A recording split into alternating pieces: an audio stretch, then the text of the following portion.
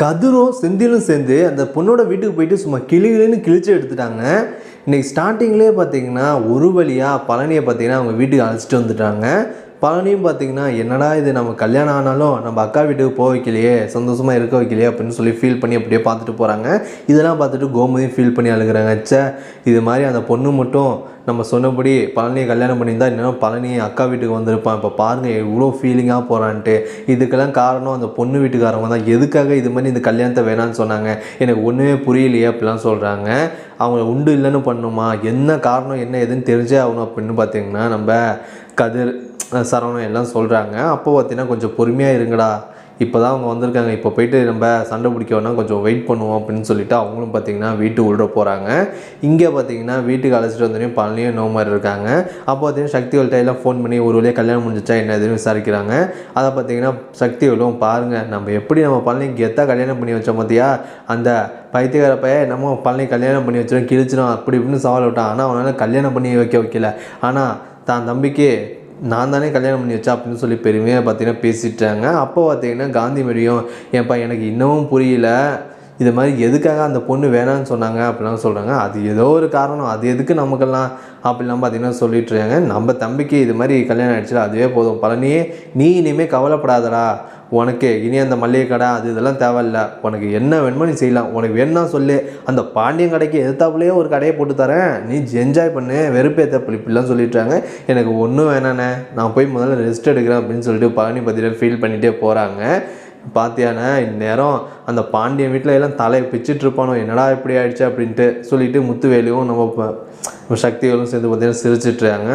இன்னொரு சைடு இங்கே வீட்டில் பார்த்திங்கன்னா வழக்கம் போல் இவங்க ஃபீல் பண்ணிட்டுருக்காங்க. என்னடா இது இப்படி ஆயிடுச்சு அப்படின்னு சொல்லிட்டு நம்ம பாண்டியனுக்கும் என்ன செய்யறதுன்னு தெரியல, ஏன் அந்த பொண்ணு வேணாம் என்ன அப்படின்னு சொல்லி பார்த்திங்கன்னா யோசிச்சுட்டே இருக்காங்க. அப்போ பார்த்திங்கன்னா எதனாலன்னு எனக்கும் ஒன்றும் புரியல, இது மாதிரி நல்லா போயிட்டு இருந்துச்சு, நம்ம எல்லா விஷயத்தையுமே இது பொண்ணோட ஃபேமிலிகிட்ட நம்ம சொல்லியிருந்தோம், ஆனால் அவங்க ஏன் இப்படி கேட்காம இந்த கல்யாணத்தை லாஸ்ட்டு சமயத்தை நிறுத்தினான்னு தெரிலங்கிறாங்க.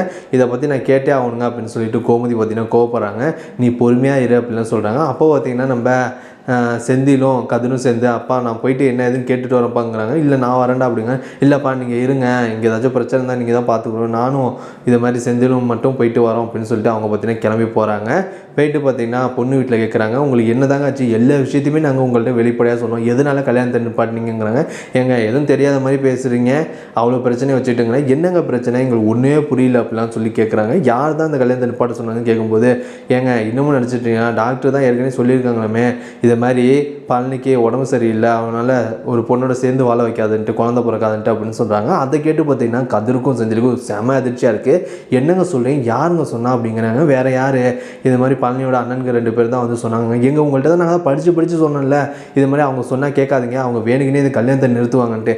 எங்க கல்யாணத்தை நிறுத்துவீங்கன்னு சொன்னீங்க ஓகே, ஆனால் இந்த மாதிரி ஒரு விஷயத்தில் அண்ணன்களே இது மாதிரி தம்பி பற்றி தப்பாக சொல்லுவாங்களா, எனக்கு நம்பிக்கை இல்லைங்க, அதனால தாங்க என் பொண்ணோட லைஃபுக்காக நான் இந்த கல்யாணத்தை நிப்பாட்டிட்டேன், நாங்களும் இதுமாதிரி பேரம் பேத்தின்னு பார்க்க ஆசைப்பட மாட்டோமா அப்படிலாம் சொல்கிறாங்க. உங்களை என்ன சொல்லி திட்டுறதுனே தெரியலங்கிறேன், அதான் கல்யாணம் நடந்து முடிஞ்சிச்சு, அப்புறம் எதுக்கு நீங்கள் வருத்தப்படுறீங்க அப்படின்னு பார்த்தீங்கன்னா பொண்ணோட அப்பா சொல்கிறேன், நீ முதல்ல பொத்துயா நான் வரேன் அப்படின்னு சொல்லி கோமா பார்த்தீங்கன்னா இங்கே போகிறாங்க. வீட்டுக்கு வந்து பார்த்திங்கன்னா இந்த விஷயத்த பாண்டியன்ஸை சொல்கிறாங்க. பாண்டியனும் கோமதிக்கு செம கோவம் வருது. நான் அப்பயே நினச்சேன் இது மாதிரி அவனை இந்த கல்யாணத்துக்கு வரேன் அப்படின்னு அசால்ட்டாக சொன்னப்பே நினச்சேன், இந்த மாதிரி ஏதோ ஒரு தில்லாலங்கடி வேலையை தான் பார்த்துட்டு வரேன்ட்டு. இல்லைங்க என் பழனியை பற்றி எப்படிங்க அப்படி சொல்லலாம், தப்பா, நான் அவனை சும்மா விட மாட்டாங்க, போயிட்டு உண்டு இல்லைன்னு பண்ணுறேங்கிறேன்.